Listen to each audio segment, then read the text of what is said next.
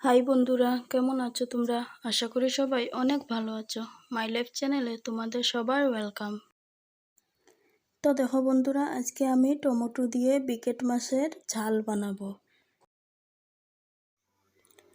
এখানে দেখো বিকেট মাছ আছে, এখানে ভালো করে ধুয়ে টুয়ে আমি নুন হলুদ দিয়ে মেখে রেখেছি। এবার আমি মাছগুলো ভেজে নেব। তো মাছগুলা ভাজার জন্য আমি এখানে কড়াই বসিয়ে দিলাম। কড়াইতে তেল দিয়ে দিয়েছি, গরম হয়ে গেছে। অল্প নুন দিয়ে দিলাম যাতে মাছগুলো কড়াইতে না লাগে।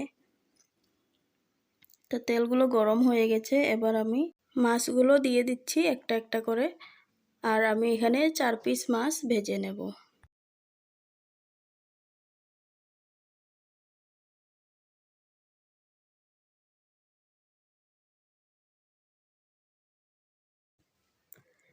মাছগুলো এক সাইড হয়ে গেছে, এখন আমি উল্টে পাল্টে দিচ্ছি।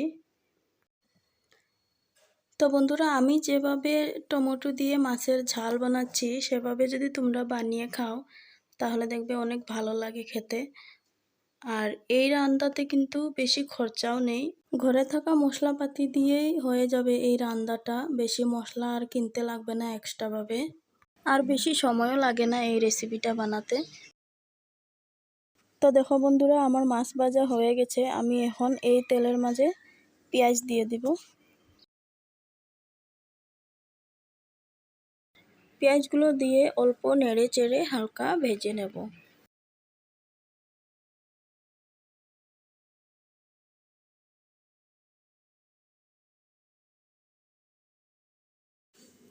পেঁয়াজগুলো হালকা ভেজে নিয়েছি, এবার আমি মশলা দিয়ে দেব। এখানে জিরা আছে, আদা আছে, কাঁচা লঙ্কা আর ধনিয়া আছে। এইগুলো ভালো করে বেটে নিয়েছি, এবার আমি এগুলো দিয়ে দেব কড়াইতে। এবার আমি হাফ চামচ হলুদ গুঁড়ো দিয়ে দেব, হাফ চামচ লাল লঙ্কার গুঁড়ো দিয়ে দেব, আর হাফ চামচ নুন দিয়ে দেব। তো সবগুলো মিশ্রণ দিয়ে দিয়েছি, এবার আমি ভালো করে নেড়ে চেড়ে ভালো করে কষিয়ে নেব।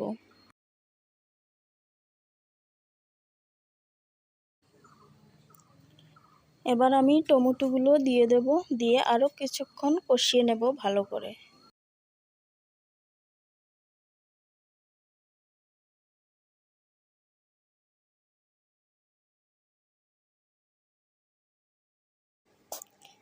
তো দেখো বন্ধুরা, আমি ভালো করে কষিয়ে নিয়েছি মশলাগুলো। আমি এবার জল দিয়ে দেব। জলটা দেওয়ার পর সবজিগুলো ফুটতে শুরু করেছে, এবার আমি মাছ দিয়ে দেব। তো মাছগুলো আমি দিয়ে দিয়েছি, এবার কিছুক্ষণ এভাবেই হতে থাক। আর বন্ধুরা, এই সবজিটি কিন্তু বেশি জল দেওয়া যাবে না, কারণ এটা আমি মাখা মাখা বানাবো, তাই আমি অল্প জল দিলাম। এবার আমি হাফ চামচ গরম মশলার গুঁড়ো দিয়ে দেব। তো গরম মশলা দেওয়ার পর আমার রান্নাটা পুরো কমপ্লিট হয়ে গেছে। আমি এবার সবজিটা নামিয়ে নেব।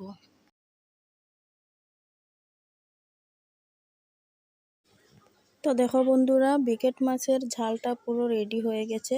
আর কতটা সুন্দর লাগছে দেখতে তোমরা নিজেই দেখো। আর খেতেও কিন্তু ঠিক ততটাই ভালো লাগছিল। যারা টমেটো খেতে চায় না তাদেরকে কিন্তু এভাবে বানিয়ে দিলে ঠিক চেটেপুটে খেয়ে নেবে। আর গরম গরম ভাতের সাথে তো খেলে অনেক ভালো লাগে। আর গরম মশলা দেওয়ার পর তো রেসিপিটার গন্ধটাই আলাদা হয়ে যায়, দারুণ একটা গন্ধ বের হয়। তোমরাও এভাবে বানিয়ে খেয়ে দেখবে, আশা করি তোমাদের ভালোই লাগবে। আর বন্ধুরা, তোমাদের যদি এই রেসিপিটা ভালো লাগে তাহলে একটা like, comment, share and subscribe করে দেবে প্লিজ। Thank you.